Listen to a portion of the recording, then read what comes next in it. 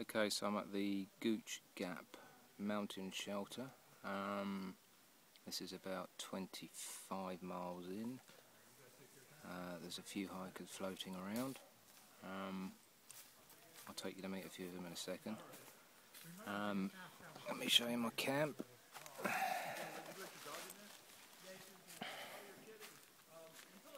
This is my tent. That's essentially where I'm going to be sleeping tonight. Very pleased with the new tent. Very pleased indeed. Let's see if I can take you to meet a couple of hikers. Right, I'm doing a video. I need you to just show me your setup again with the dog. What's your name again? Tom. Tom. Show me your setup with the tent again, Tom. My hammock there?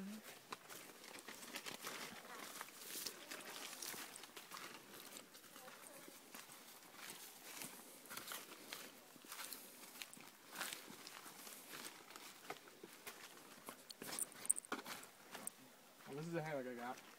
It's got 2 layers here for the top. You can have just the mosquito net, which is also no-seam netting, or you can zip the weather shield over it. Yeah. And then also over the whole thing, you put the tarp over top of it if it's raining really bad. It's got pockets for insulation, keeps your body warm. And just tell me the situation with the dog again. Dog's Dakota, yeah? Yep. Dakota goes in this little sleeping bag that I made for him, and then he curls up right underneath my knees and keeps me warm all night. Excellent. Multi-purpose. Thanks, mate. No problem. Okay. He's a pack mule, he's a heater, he tows me up the hill. He's the most useful tool I have on this trip. I bet he is. Right, let me just take you, because this is one of the shelters up here, which is pretty much a typical shelter. At least I assume it's a typical shelter. I've only seen 3 of them. I haven't slept in one of them yet. I'm sleeping in the tent, because apparently there's usually a few mice moving around. But that's the shelter.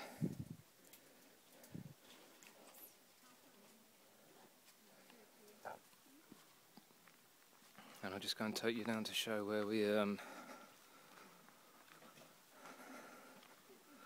hang the bear bags. Sorry, the food bags.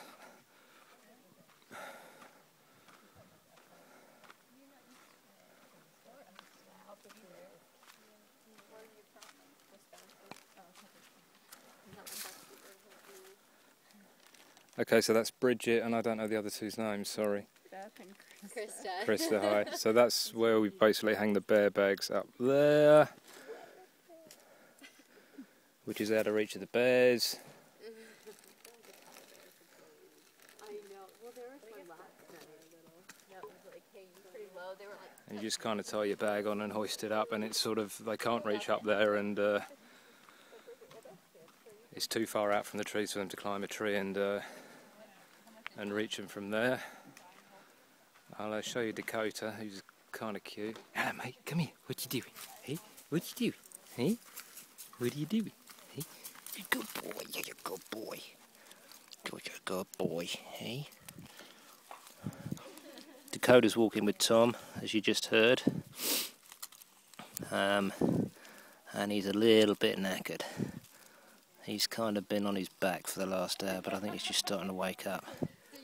But he sleeps with Tom under his knees. Don't you, boy? Hey, he's a good boy. He's a good boy. That's the view.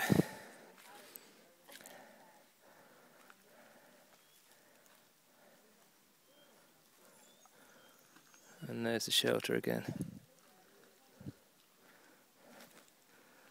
So that's it, it's the end of day 2. Everything's going very well.